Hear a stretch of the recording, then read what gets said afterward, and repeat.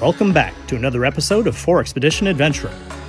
In this episode, we venture out into the great unknown without boundaries of time or space. Join me on an amazing journey of freedom and intuition and explore beautiful landscapes along the way. The next episode of 4Expedition Adventure starts now. Hello everyone, welcome back to another episode of 4Expedition Adventure. I'm Scott Leuthold. Today I'm coming to you from nowhere, somewhere, and everywhere. And I'm pretty much just going to leave it at that. I'll have a lot of commentary during this video, so stay tuned. If you haven't subscribed to the 4Expedition channel, I encourage you to do that. And if you'd like to be notified of upcoming videos, please be sure to click the notification button. And as always, if you'd like to support 4Expedition, go to patreon.com/4Expedition. We offer lots of great packages, including hats, t-shirts, decals for your car, and other great swag that you can buy that go a long way to help creating quality content for this channel. I'm really looking forward to sharing this episode with you, so sit back and enjoy the ride. Well, folks, I decided to turn right, which means I'm going south on the 88, and soon I'll be passing by Roosevelt Lake on the left side, and I'll cross over this really incredible bridge. And then after that, continuing south, eventually you get to the town of Globe. And once I get to Globe, I have to make some decisions. Am I going to continue to go south, down toward Tucson? Am I going to go east and go out past Safford? There's a couple things out there that I could do that might be kind of interesting. Or do I want to go completely down to the southeast corner of the state or something like that? There's some really great places down there. One of them is called the Chiracahua Mountains, which is a really beautiful place and has some great hiking. I don't know how my quads will do, but we'll see. I think by the time I get down there, if that's what I decide to do, then my legs will probably be fine and get out and do some great hikes.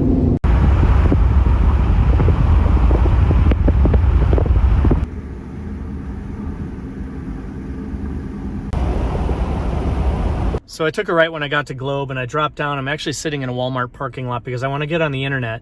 If I go left, that'll take me out to Safford and out to the New Mexico border. And there's actually a couple tiny cabins out there on Airbnb that I might be interested in staying in for a night.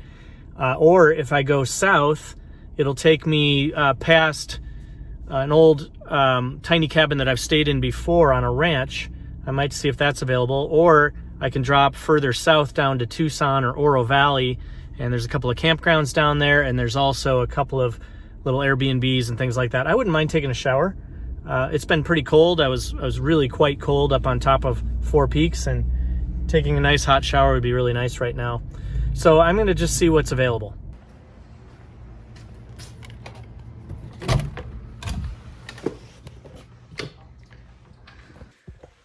So once I got into Globe, I decided to kind of just call it a night. It was already getting to be dark, and just grab myself a room at a Best Western. I'm going to take a nice hot shower. So there's this little family-owned Mexican restaurant that's just down the road, and I've passed through Globe on a number of occasions and stopped there for dinner. So I think I'll go over there and get a nice fat burrito.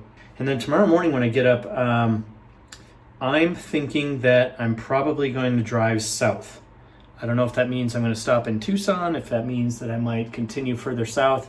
If I went down to the Chiricahuas, it'd be a really great adventure to share with all of you. It's beautiful down there if you've never heard of it. It's the Chiracahua National Monument in the southeast corner of the state of Arizona. So I might go do that. I'm not sure yet. I have to see if there's some availability for camping there. And if so, I'll go up there. And they actually have this cool thing. They've got actually a shuttle that will pick you up from the campground and drive you to the very top of the mountain. And then you can basically hike all the way down. And the hike through Chiracahua National Monument is just absolutely incredible. It's just filled with rock spires and formations and things like that.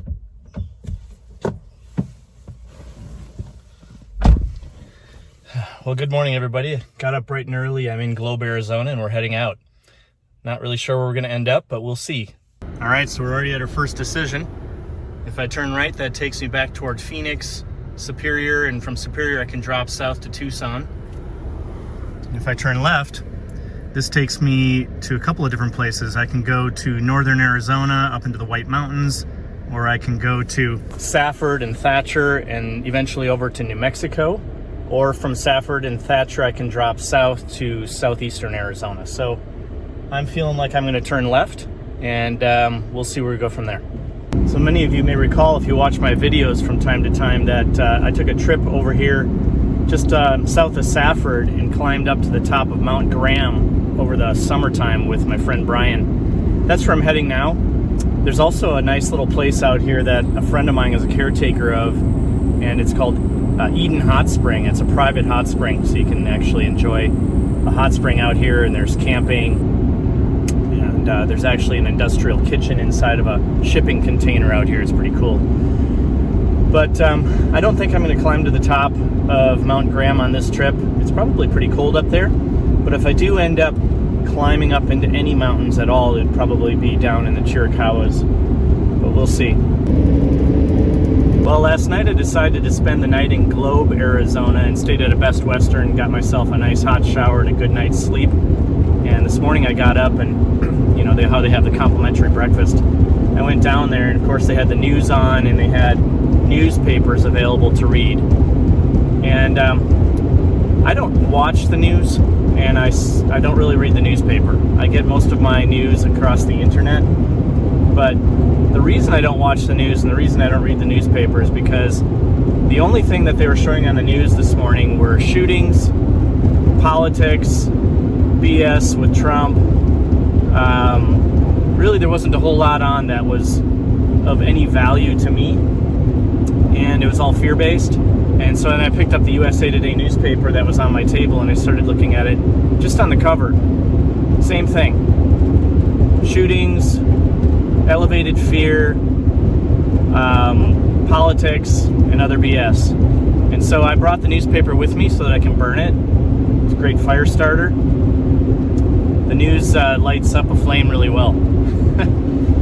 So anyhow, I don't know if you watch the news or if you pay attention to a lot of that stuff. I have friends that I know that just sit there and watch Fox News all day long. Not me. I just think that's a bunch of BS, and it's all just designed to pump a bunch of fear into people's heads and to basically condition people. And that's just not what I'm about. I'm about going out into nature and experiencing life in this very moment, which is exactly what's happening on this particular trip.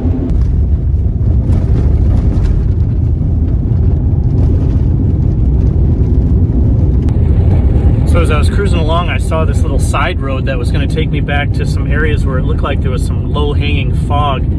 So generally when you see low-hanging fog, there's generally water, so I decided to turn off, and I got on this really long but very rough, unmaintained, slightly paved road that's going to take me back to, I think, San Carlos Lake. So I'm going to check that out. I've never been to San Carlos Lake. I've heard of it before, so we'll see how it looks.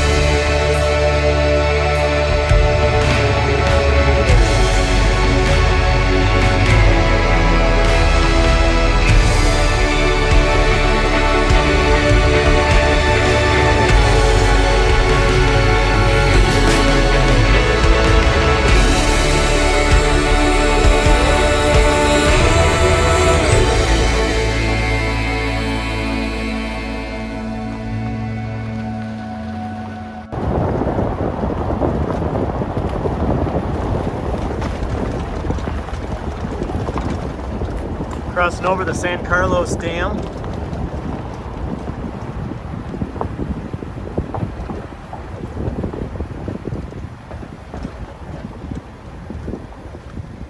I'll get out and see what it looks like off the side here, because there's no traffic. Oh, look at down there. I wonder where that road goes. That looks like it goes back along a beautiful canyon.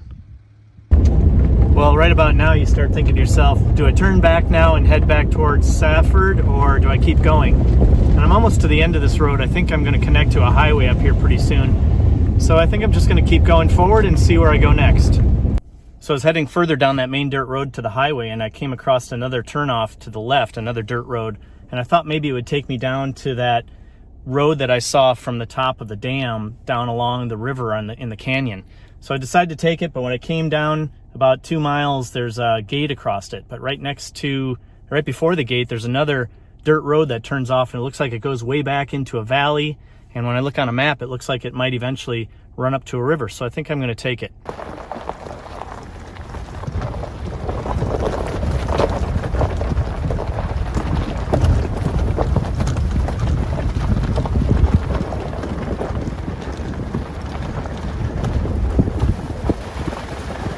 Looks like we're crossing over a dry riverbed, maybe driving down the riverbed for a little bit.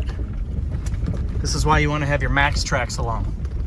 When you get into the sand, there's always a possibility you can get stuck. So if you have some max tracks along, it's a lot easier to get unstuck. That and a shovel.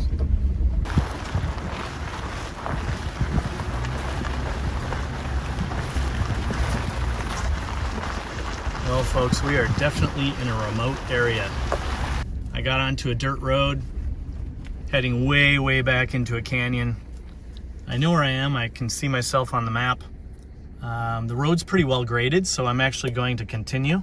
But this is definitely not something I would recommend for people who aren't really used to getting out and exploring like I am. I've definitely crossed a number of sandy washes where you could easily get stuck. The road's actually really quite graded, and it looks like there's a number of tire tracks of vehicles that have been out here lately. And it looks like it's heading to an absolutely beautiful canyon. So we'll see. This is what happens when you just decide to take a turn off the road just on a whim. And I think it's going to be absolutely beautiful back here. And it's not so difficult of terrain that I feel like I'm going to have much of a problem. But I will say that this is quite a diversion from what I had expected to do today. Well, let's check it out.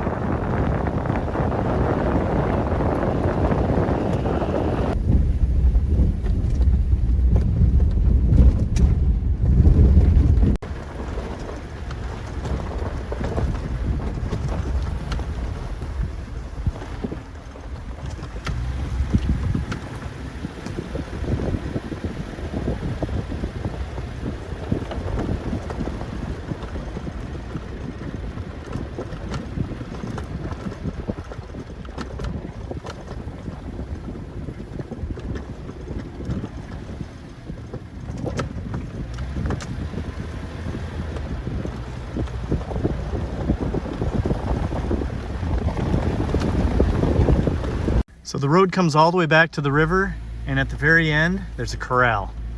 So this is definitely a ranching area, and right by the river, so I'm going to drop down and check out the river here. So there's absolutely nobody out here. I took about a 10-mile dirt road to get out here. I did see some tire tracks, but there's nobody out here. The only thing that I've found out here is a cattle corral, which makes sense because I had to go through a cattle gate. But eventually the road made its way down to the Gila River. And the Gila River actually starts in New Mexico in the Gila Wilderness area. And the mountains shed water there and form the river. And the river actually flows into Arizona and all the way across central and southern Arizona. It's a major water thoroughfare. And there's a lot of places that I've spent time along the Gila. And it's just a beautiful river. And when you're in the desert, there's not a lot of water. A river like this is very, very valuable to the people who live nearby. And the Native Americans that live on this reservation, the San Carlos Indians, I'm sure they very much value this watershed. It's very beautiful out here, a lot of saguaro cacti. The weather's perfect. I did have to drive through a lot of washes, so if it was going to be storms on the horizon, I would probably not have driven through them because on the way back out, there could be flash floods. But you have to keep those things in mind when you're venturing out into remote areas like this. Make sure you have the proper gear to get yourself unstuck. Make sure that you're not entering an area that could actually be, could succumb to flash floods, things like that. But when I stop talking, it's very, very quiet out here. The only thing I hear every once in a while are quail chirping. Sometimes a hawk flies over, I can hear a hawk.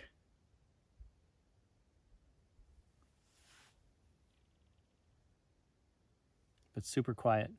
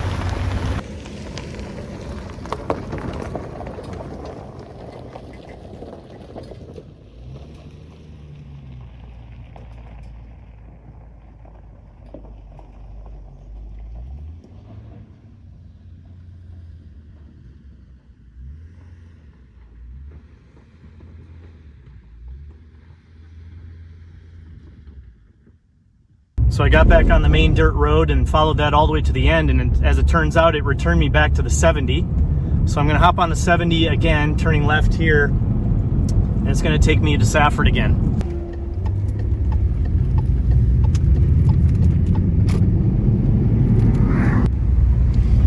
Well, we made it to Safford. It's about 70 degrees out. It's a beautiful, beautiful day. Just driving through downtown Safford, down Main Street.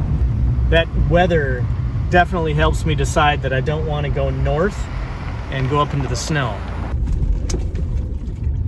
All right, folks, well, I filled up my gas in Safford and I've decided to go south toward Wilcox instead of going to New Mexico. And the reason is because I want to return back to Phoenix by Monday. And if I go over to New Mexico, it's going to make for a much longer trip, and I'm not really going to have enough time to spend over there that I'd really like to. So I think I'll do a separate overland trip into New Mexico sometime later this winter. I'd like to go check out Silver City and the Gila Wilderness area and all of that, and that'll be its own trip. So I'm gonna head down toward Wilcox, cross over the I-10, and then I'm gonna head down to the Chiracahua National Monument and camp down there tonight. There's also a sky island down there that's worth exploring with the Subaru, and I'd love to share that all with you. So I'm gonna be heading down this highway here for a couple of hours, and I'll check back in with you later. If you haven't had an opportunity to watch my Mount Graham Sky Island video that I posted back in August, I recommend you do that. This is Mount Graham covered in snow, and it's a beautiful mountain range. I'm sure it's below zero up there right now. There's an observatory up there and some great camping. But if you haven't watched that video, be sure to check it out.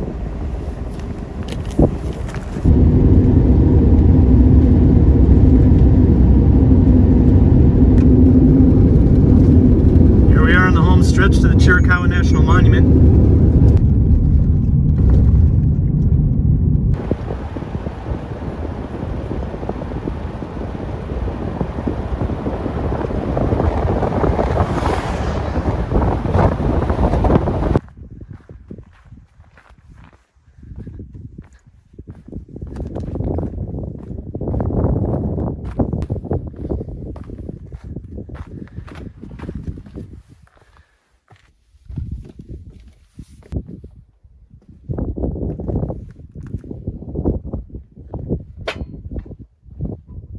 Wow, what a stunning view.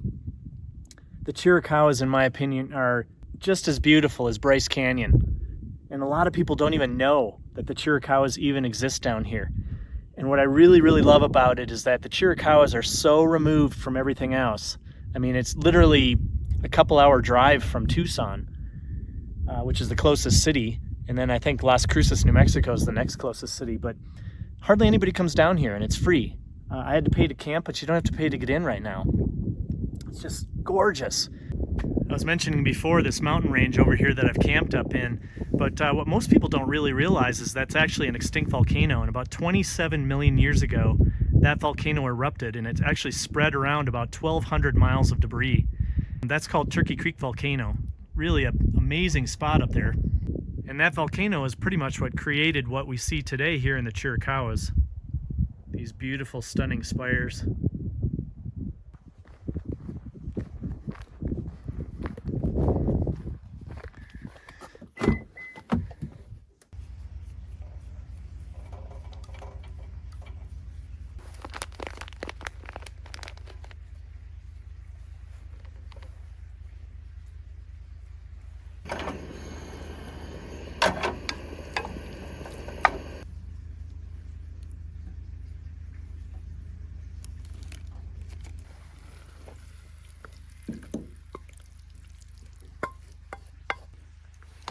Nice.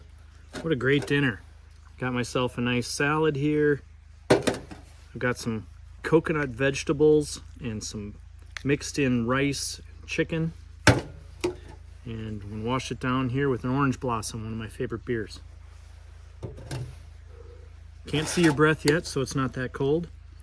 Probably in the 40s right now. Not too dang bad. Gonna turn in fairly early and get up early, have a decent breakfast, and then pack up my stuff and drive over to the visitor center at 9 o'clock in order to be able to hop on a shuttle, take it back up to the top of the mountain where I was today, and be able to just hike all around and eventually hike all the way back down to the visitor center to my car. So it should be a really great day tomorrow. Kind of lame that I got to have a fire in this grill, but I'm in a paid campground inside the National Monument. And the only reason I decided to camp inside the National Monument is so I could catch the shuttle tomorrow morning.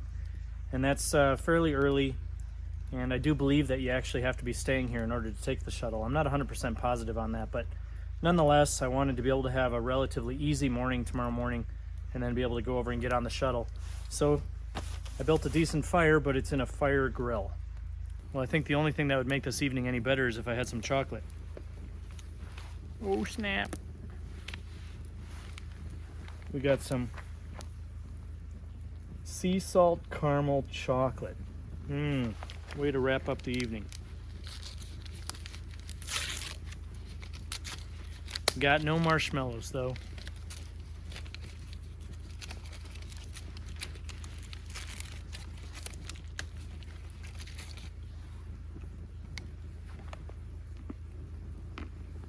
If you were here, I'd give you some. So I'm embarking on a type of travel experience in about 2 weeks that I told myself, or I promised myself I would never ever do. And that is, I'm taking a cruise. You might be asking yourself, okay, well, why would an adventurous guy like me take a cruise? I mean, generally when I go out of the country, I'll go to places like Belize and I'll just island hop on local fishermen's boats. But I'm going on a cruise in 2 weeks. And why is that? That's because I have a phenomenal partner who loves to go on cruises. And when we came together as a couple, she told me that she didn't like camping, and that's because she had one bad camping experience.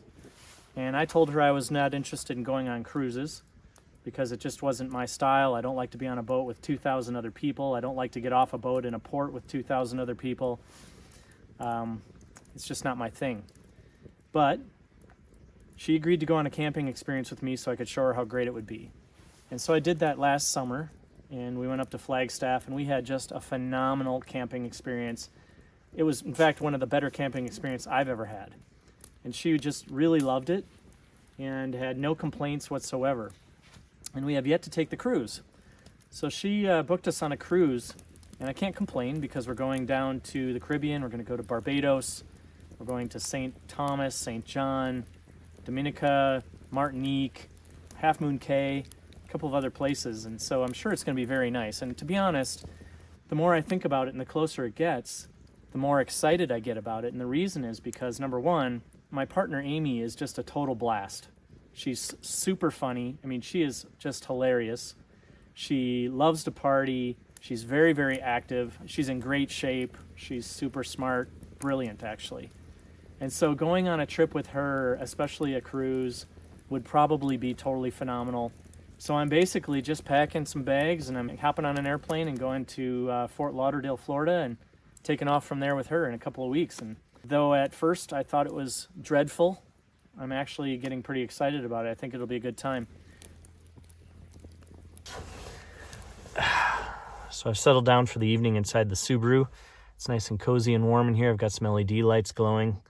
I decided not to sleep in the rooftop tent again tonight. It just allows me to be a little bit more mobile. I've got the bed set up in here, so I don't really have to set anything up or take anything down. I've got all my equipment plugged into my Rockpals 330-watt power bank, which is really nice. That thing's really pretty amazing, actually. I've used it quite a bit, and it still has 90% charge. I've charged my iPhone a couple of times, my Apple Watch a couple of times, my headlamp a couple of times, and even a couple of my LED lights.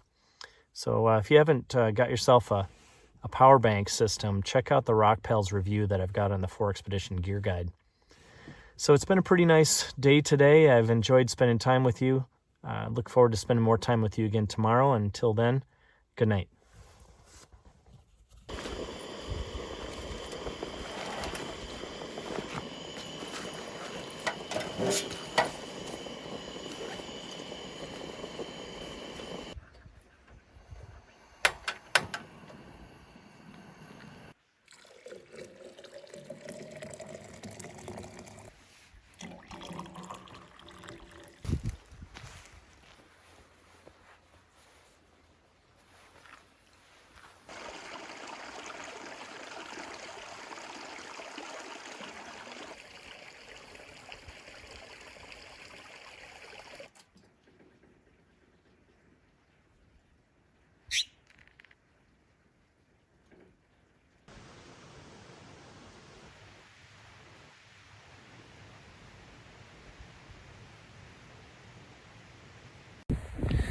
Well, good morning, everybody. I got a shuttle ride to the top of the mountain, and it started raining on the way up. It's got a lot of cloud cover today, good chance of rain. In fact, there's even a chance for some flurries. But that's what you should pretty much expect when you come down to a place like this in the middle of December. It's a little chilly, but I'm prepared. I've got warm clothes, gloves, hats. I've got my rain jacket on, just in case it starts raining. And it should be beautiful nonetheless. It is prettier when it's sunny because all of the lichen on the rocks. It's just such a pretty scene. But I'm sure when I get down off of this top saddle. The winds will calm down a little bit. I'm sure it'll be very beautiful. So come along for that ride this morning.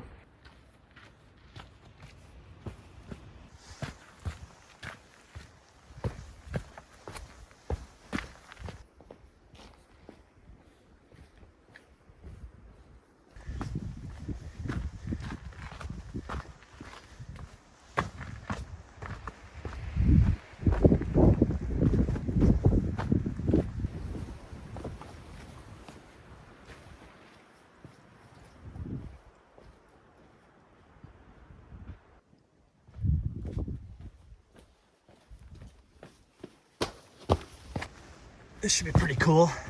Let's just check out this view real quick though. Wow, look at that. Very cool. Let's check out the grottos. Oh, that's awesome. Oh, cool. Oh, you can climb up in there. How cool is that? Wow, these are just spires. Look at this rock just balanced. And another one. It's this boulder just balanced right over my head.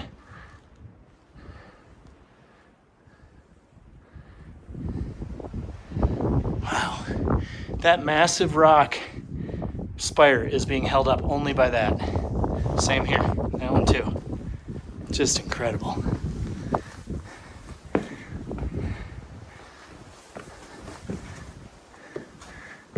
Boulders just, these are the tops of the spires that finally just gave way and toppled over.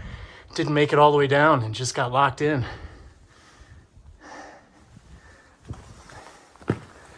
Oh, look at that.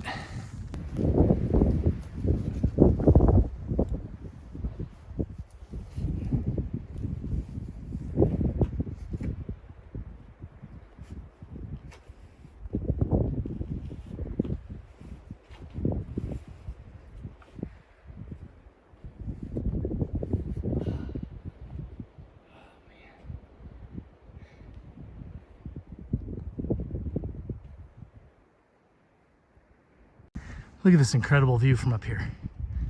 I just so appreciate this national monument. And what's really cool, check out these spires. The one tipped over, leaned into the next one. That one tipped over and hit that big one there. And then this one tipped over. So they're all being held up by that one in the middle. If that one gives way, all that is gonna tip over and drop down way into the valley.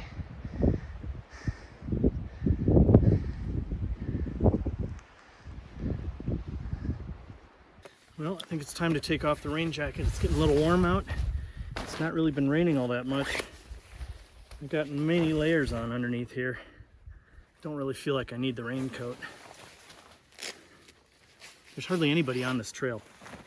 I rode up in the shuttle with 3 other people, and I let them go. They went way up ahead.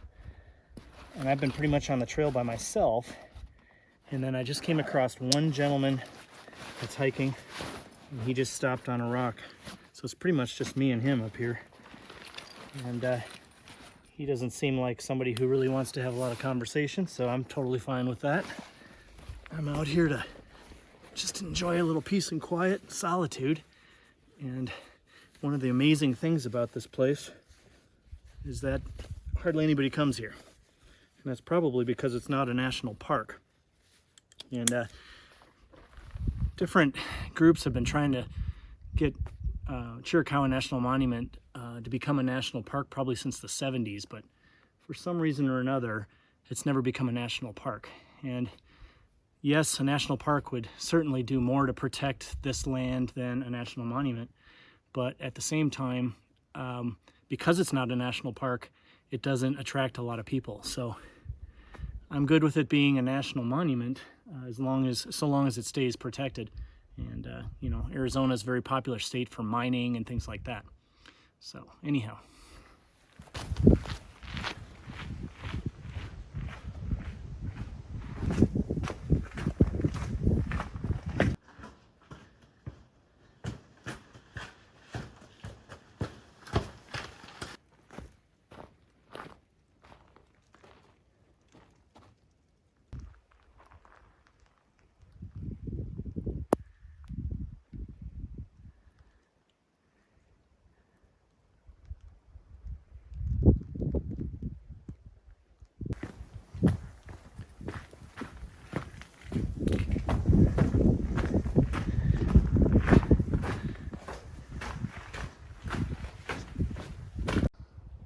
So I tell you, this is what I like to see.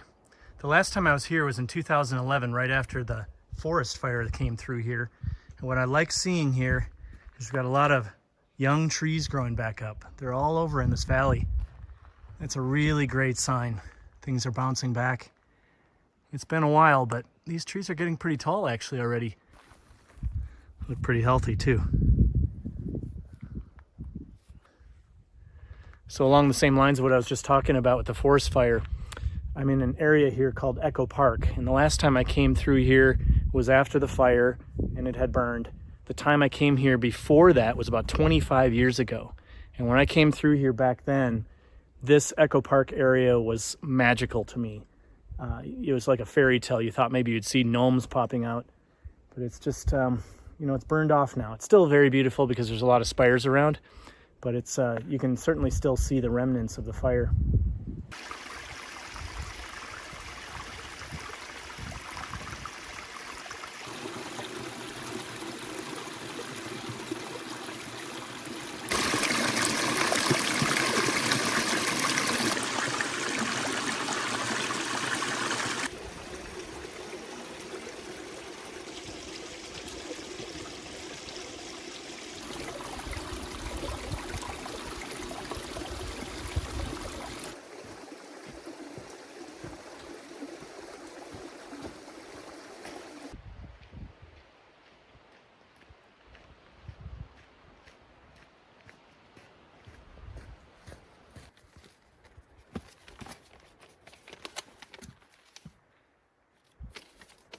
You hear this red line. Here's the visitor center. I caught the shuttle here and took it all the way up to right here to Echo Canyon. And so far I've hiked down this here all the way to this intersection, and I just got on this trail. I'm going to drop down here and then I'm going to climb back up. This is going to be up a canyon and then up into here. And this is a really cool spot where there's all sorts of really interesting rock formations that actually have names. So I've been there before. I'm going to go there and share that all with you as well. And then I'm going to turn around and come back down. And then I'm going to continue all the way back down to the visitor center, and that'll be my day.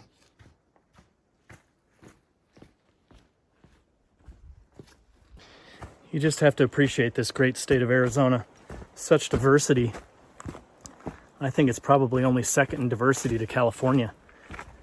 And also the fact that I'm out here in the middle of December hiking, and I'm actually getting too hot to wear this jacket. I might have to take that off. Underneath there I've got a t-shirt, and then I have a long sleeve shirt under the t-shirt. But it's just so mild temperature right now, and there's a lot of friends that I have up in the upper Midwest and on the East Coast that are socked in with snow, and that can be beautiful as well for the first couple days. After that, forget it. I would love to have my place be up in the mountains and in the forest and have the ability to be mobile enough to where I can spend time there in the summer, time there in the winter as I see fit, and then just leave when I'm tired of the snow. I've been down here in the desert for 30 years, and as I mentioned earlier in this episode, my blood's thinned out. I get cold easy. It's not something I couldn't rectify. Just have to condition my body again. All right, definitely time to strip off another layer. I'm sure I'll be putting a layer back on once I start climbing up, but I'm getting really hot now. Oh.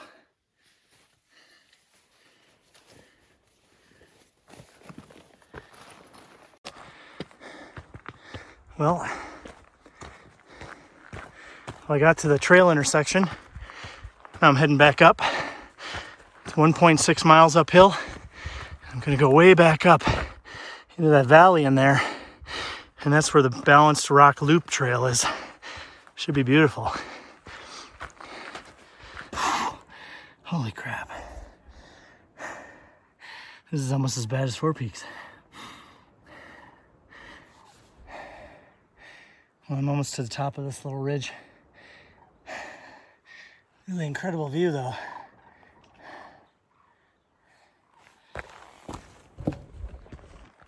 Up, up, up. Just keeps going up.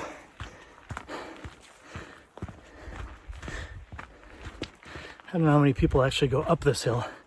Most people probably come from the very top and go down to the visitor center from here. Me, on the other hand, I went down one slope, back up. This trail kind of reminds me of when I went backpacking in Guatemala. I made my way over to Tikal. Tikal is an ancient Mayan city that's predominantly covered over by jungle. And they've started to excavate, and it's incredible because there's these jungle-covered mountains, yet when you walk around the other side of the jungle-covered mountain, they've excavated half of the mountain, and it's an entire pyramid. Freaking amazing. But this trail reminds me a lot of that. I tell you, one of my favorite trips. I like to go down to Belize, backpack around on all the islands, and then catch a puddle jumper plane over to, I think it's called El Recife, which is on a lake called Lago Pitanitza. And the town is really close to the entrance to Tikal National Park. And one of the cool things you can do there is you can actually rent a hammock at the national park and camp overnight in the jungle. But what you don't want to do is turn on the light at night, because there's all sorts of crap crawling around. And you don't want to have to pee, because you really don't want to have to stand up on the ground, because you never know. There could be some crazy ass spider or a snake or God knows what. Anyhow, if you lay in one of those hammocks overnight, you'll just be amazed by the cacophony of critters that start to talk in the middle of the night. Anyhow, I'm not going to talk anymore because I have to conserve my breath, because I'm dying here. Anyway, caught my breath again. One more thing I wanted to say about that Guatemala trip is that Lago Pitanitza is an absolutely extraordinary lake. And the whole bottom of it is lined with travertine stone, and that makes the sky reflect off of the bottom of the lake, which makes the lake totally turquoise. So you got this absolutely beautiful lake in the middle of a jungle, and it's glowing in turquoise. Where's the Subaru when you need it? I need hill ascent assist. Well, praise the Lord, I'm back up in the hoodoos. Folks, I'd like to introduce you to the Kissing Rocks. Look at that one on the left, is just precariously balanced there just by the tip. I bet incredible. Look at that balancing rock. I don't know if I can zoom in anymore. See if I can. It might get a little blurry, but look at that.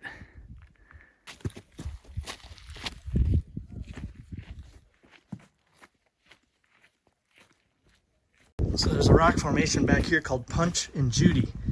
Look like characters talking to each other. They are right there. I'll zoom in on that for you. Look at that. That's pretty funny. And there's the old maid. What a stunning view. And actually, I think it makes it a little more dramatic, the fact that it's raining and there's cloud cover covering Sugarloaf Mountain over there. Wow, just incredible. Zoom in here.